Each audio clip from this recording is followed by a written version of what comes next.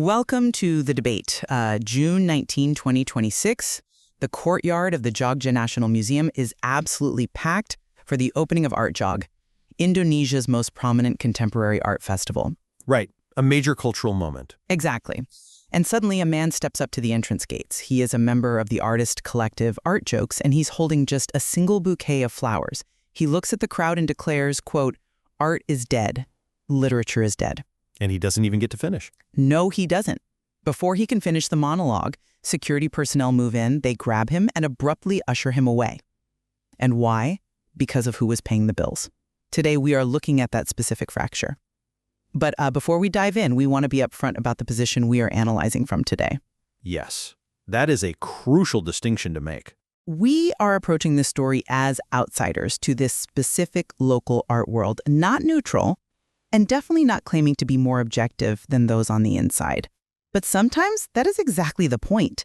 Some fractures become invisible to those who have lived inside them for too long. You stop seeing the water you're swimming in. Precisely. Some structures are easier to recognize from a distance, and that is the focal length we are bringing to this conversation. And this is fundamentally a conversation about a very specific mechanism of cultural production.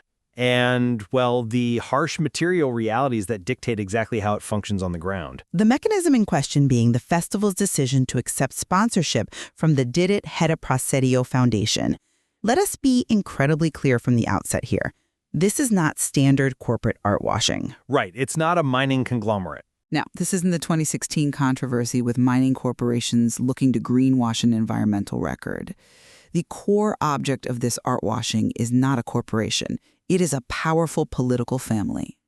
And the patriarch of that family carries a heavy, entirely unresolved record of serious human rights violations in the collective memory of the local artists. Which obviously escalates the stakes. Significantly. It shifts the case from standard corporate PR into a high-stakes negotiation of political legitimacy. So my position today is that this sponsorship represents a structural complicity that fundamentally compromises the artistic field. And my position is grounded entirely in material reality. Accepting this funding is a rational, strategic necessity for the festival and its artists to sustain their work. To actually generate regional discourse, they have to navigate a highly unequal cultural economy with extremely limited viable alternatives. I get the pragmatism, I really do. But you are treating the money like it's just, well, neutral capital. Like it's a clean bank transfer that just happens to pay for the gallery lighting. It literally does pay for the lighting. Sure, physically. But look at what is actually happening structurally. It is almost like alchemy. The issue is not merely the presence of the money, but the precise function of that money in laundering a political family's unresolved record. Participating in this ecosystem, even with critical intentions, objectively reproduces a system that trades cultural capital for political immunity. I submit that this framework of complicity demands a level of ideological purity that simply does not exist in institutional development. If we examine the rational constraints of the actors involved, art festivals cannot operate on idealism alone. But idealism is... Let me just look at the history for a second. ArtJog began as a grassroots, artist-driven fair in 2008.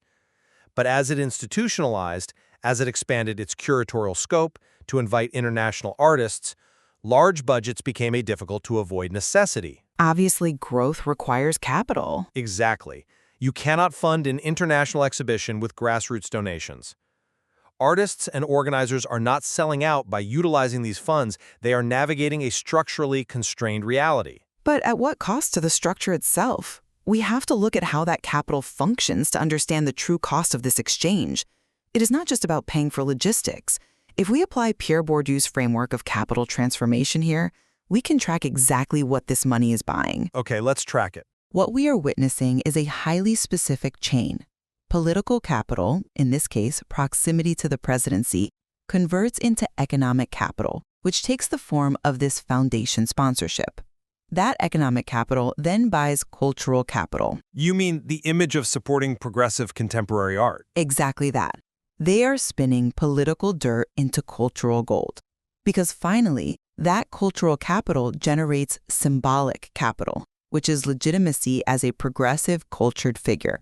The elegance of this conversion chain is that it completely conceals the most problematic end of the transaction through the most presentable one. By becoming a patron. Right. Suddenly, a family with a dark history is wearing a progressive halo. But this evolution of funding was practically inevitable.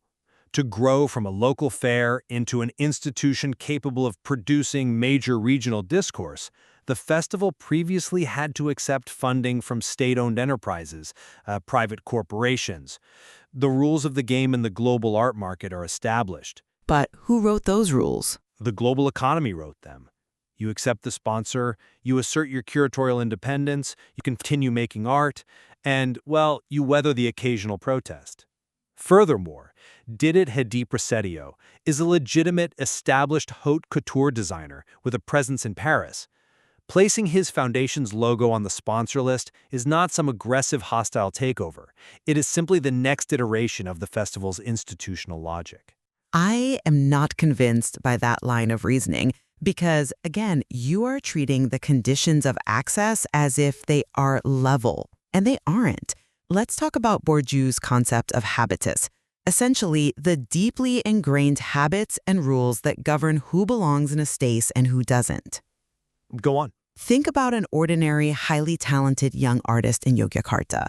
They face an absolutely insurmountable barrier to entry to gain any meaningful influence over this festival's core narrative. Yet, a politically connected fashion designer buys a strategic seat at the very center of the artistic field simply by placing a foundation logo on a wall. The conditions of access were never equal to begin with. The conditions of access are never equal in any macroeconomic system. A museum in New York operates on the exact same asymmetry between the struggling artist and the billionaire board member. Exactly. But the institutionalization of that inequality is what Bourdieu calls symbolic violence. It is not physical coercion. No one is pointing a gun at the artists. It operates subtly. When the festival accepts this sponsorship, it quietly legitimizes a new set of rules that the resources and the soul of the cultural field can be purchased through the conversion of political capital. I think soul is an unquantifiable metric here. The unequal access is quietly normalized until it simply becomes the accepted institutional logic of the festival. It becomes the air everyone breathes. I come at it from a different way. You argue that the institutional logic is entirely compromised, yet the empirical evidence from the festival itself contradicts this. You act as though the artists have been silenced, but they haven't. Critical, dissenting art is still proudly displayed within the exhibition halls. Is it really dissent if it's sanctioned? Yes, it is. The organizers explicitly point to progressive movements, to installations that challenge state power, right there in the main space. They use this as definitive proof that their curatorial independence has not been compromised by the sponsor. The art itself remains adversarial. If the artists are maintaining their voice and critiquing power from within the sponsored walls, isn't this evidence of a pragmatic success? No. Permitting critique to exist within the sponsored space does not negate the complicity. It perfects it. How does displaying dissent perfect complicity? It broadcasts that dissent to thousands of visitors who otherwise would not see it. Because it turns those dissenting voices into marketing assets. This is what Antonio Gramsci meant by hegemony. Hegemony does not operate through brute force or censorship. It is much smarter than that. It operates when people come to regard a given order as natural and unavoidable. So the artists are unwittingly helping the sponsor. By allowing critical art to hang in the gallery, the institution actually co-opts the critique.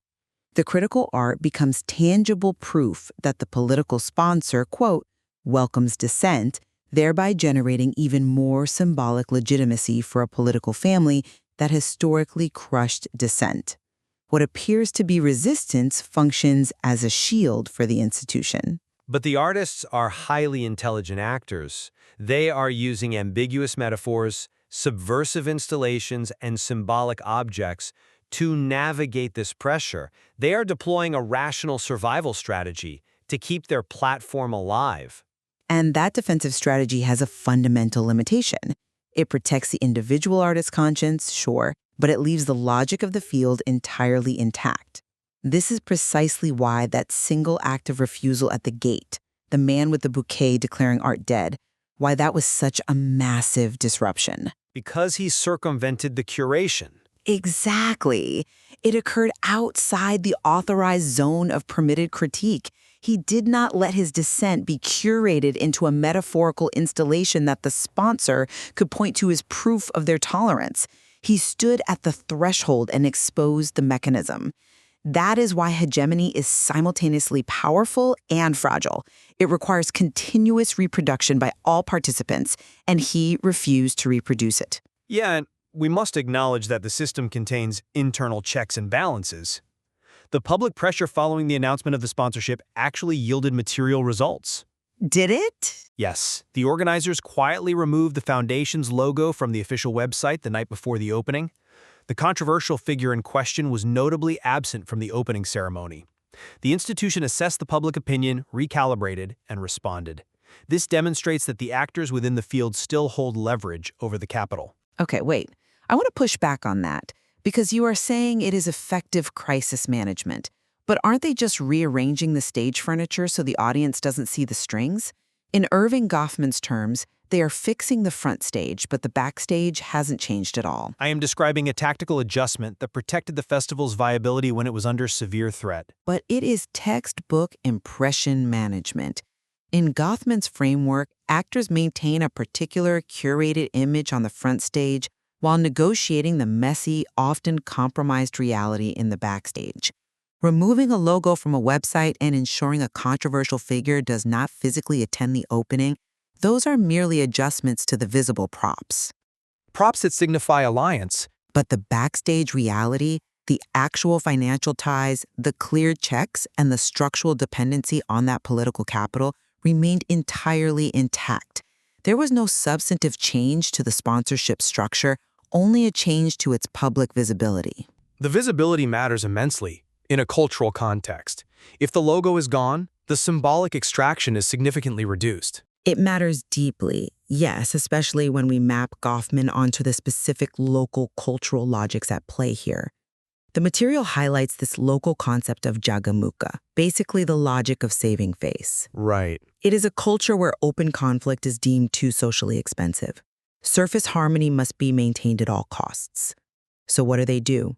They rely on the mechanism of musyawarah mufakat, reaching consensus through back-channel deliberation before anything surfaces publicly. Which is a highly sophisticated method of conflict resolution. It is, but it creates the perfect incubator for Goffman's impression management. The tactical retreat of the sponsor's logo satisfied the cultural demand for surface harmony. It allowed everyone to save face in public, while the structural violence continued uninterrupted in the background. It proves these dynamics are culturally specific, yet structurally universal. Structurally universal, exactly. Which is why demanding ideological purity from one specific festival in Yogyakarta is, well, it's an analytical failure. If we look at the global macroeconomic reality of art funding, pure capital simply does not exist. The structural bind is universal. I absolutely agree. We must situate this globally. The logic we are discussing is the exact same logic that sustained BP's multi-decade sponsorship of the British Museum. It granted a fossil fuel giant the aura of a responsible cultural citizen. Precisely. It is the exact same structural logic driving Qatar's sport diplomacy or Saudi Arabia's heavy investments in contemporary art festivals. The extraction of symbolic capital from cultural institutions is a global phenomenon. Right. And in a globalized cultural economy, if artists and organizers demand completely uncompromised, morally pure funding, the inevitable result is the total collapse of cultural production. The infrastructure required to mount these exhibitions, the shipping, the insurance, the venue maintenance, the curatorial labor, none of that can be sustained by ticket sales and grassroots donations alone. But you are flattening the severity of this specific intervention by lumping it in with corporate PR. What makes this case distinctly severe is the nature of the entity seeking rehabilitation. Capital is capital. Not when we are talking about historical memory. We are not talking about corporate greenwashing. We are not talking about an oil company trying to look green. We are talking about a political family heavily implicated in an unresolved record of human rights violations. That elevates the moral and structural stakes exponentially. It is not just about rehabilitating a corporate brand. It is about laundering the historical memory of state violence through the very community that historically resisted it. Look, I just don't buy that framework. Let me tell you why. Comparing this to sovereign wealth funds and multinational corporations ignores the localized material reality that these specific artists face. A British artist refusing to exhibit at a BP-sponsored museum has a dozen other equivalent platforms in London, Berlin, or New York to reach their audience. Their career survives the protest. But they still lose a major platform. But not their only platform. The artists in Yogyakarta have literally no other equivalent platform of this scale and discourse-generating capacity in their entire region. The cost of exit is absolute. It is not just a temporary career setback, it is the absolute loss of their primary interface with the public, with international curators, and with the regional market. You cannot analyze structural complicity without accounting for the monopoly on platform access. The monopoly on access is exactly what makes the complicity so suffocating. The structure operates seamlessly precisely because the cost of exit is prohibitively high for the individual artist. When an artist brings their work, their hard-earned reputation, and their physical presence to this festival, they lend it their cultural legitimacy. Because they have to. In an objective, sociological sense, their participation is the engine that reproduces the field. The art washing mechanism has no power without the cultural legitimacy provided by the artists themselves. So you are placing the burden of structural reform squarely on the backs of individual actors who are merely trying to survive within the constraints of a system they did not build. No, I am not assigning individual blame. I am stating a sociological reality.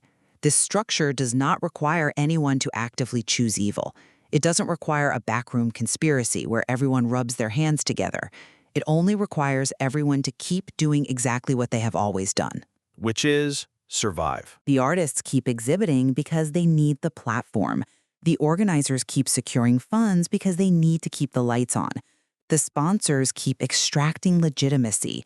The system keeps moving forward along the exact same track, driven entirely by the quiet, continuous consent of its participants. I would argue it is driven by rational extraction, not just quiet consent. Every participant in this ecosystem is extracting something strictly necessary for their survival. The sponsor extracts a modernized, progressive image.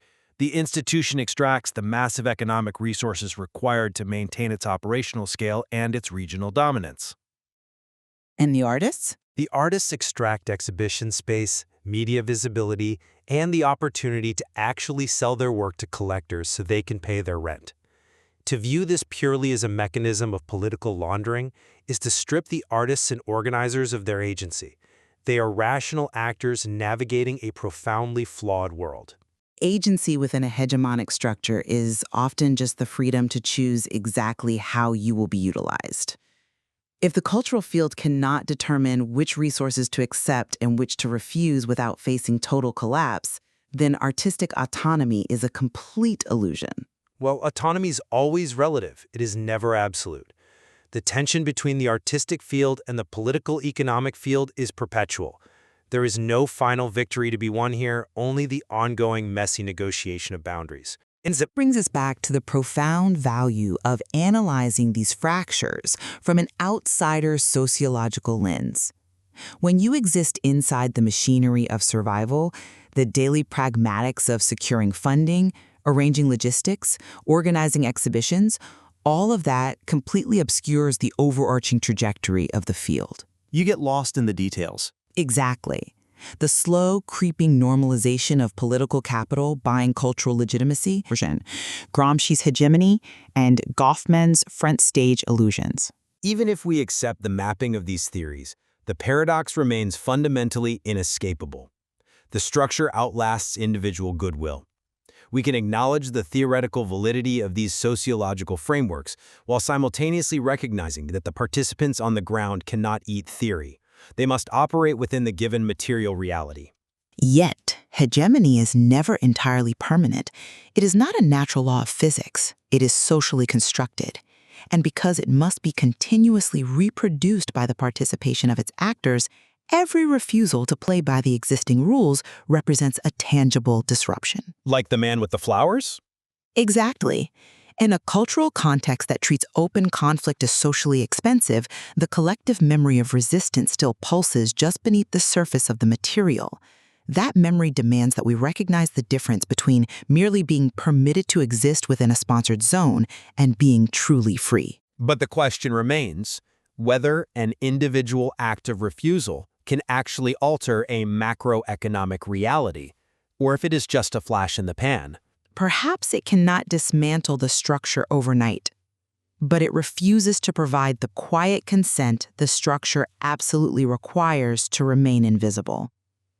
And that leaves us to consider that solitary figure at the gate, holding a bouquet of flowers, declaring art dead, before being ushered away by security. We are left to weigh whether that act was merely a futile gesture against an immovable institution, or the first visible crack in a hegemonic structure that has finally demanded too much. It is a question of, well, structural gravity versus individual friction. Indeed. Thank you for joining us on The Debate.